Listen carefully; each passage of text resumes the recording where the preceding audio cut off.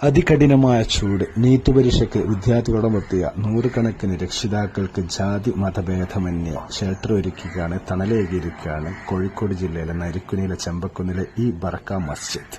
രക്ഷിതാവെന്ന രീതിയിൽ അവിടെ എത്തിയ എനിക്ക് ഈ കാഴ്ചകൾ ഒപ്പിയെടുക്കാൻ തോന്നി.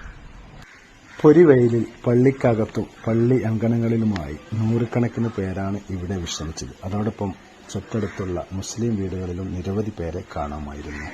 ഫാത്തിമയും സാവിത്രിയും എൽസിയും മുഹമ്മദും ജോൺസണും പവിത്രനുമെല്ലാം ഈ പള്ളിക്കകത്ത് ജാതിയും മതവുമൊന്നും നോക്കാതെ ഒന്നിച്ച് ഉറങ്ങി. നീറ്റ് എൻട്രൻസ് പരീക്ഷയിൽ അവരുടെ മക്കൾ ജയിക്കാൻ വേണ്ടി അവരുടെ വേദഗ്രന്ഥങ്ങൾ നോക്കി പ്രാർത്ഥിച്ചു. ബറക്ക പള്ളി കമ്മിറ്റിയുടെ ഒരു സെക്രട്ടറി ഇടയ്ക്കിടെ എല്ലാം നോക്കി അവിടെ സായുജ്യമടയുന്നുണ്ടായിരുന്നു. മിതമായ നിരക്കിൽ ബിരിയാണിയും കുടിവെള്ളവും ചായവും പലഹാരങ്ങളുമെല്ലാം ഈ കമ്മിറ്റി കടകളൊന്നുമില്ലാതെ ഈ പരിസരത്ത് വിതരണം ചെയ്തിരുന്നു. മതമൈത്രിയും പരസ്പര സാഹോദര്യവും കാത്തുസൂക്ഷിക്കും ഏതൊരു മലയാളിക്കും ഏതൊരു കേരളീയനും കണ്ണിനും കാതിനും മനസ്സിനും സന്തോഷം പകരുന്ന ഒരു കാഴ്ചയായിരുന്നു ഇതെല്ലാം. നമ്മുടെ കേരളത്തിൽ നമ്മുടെ മലയാളികൾക്ക് എന്നും ഈ സാഹോദര്യവും നന്മയും നിലനിൽക്കട്ടെ.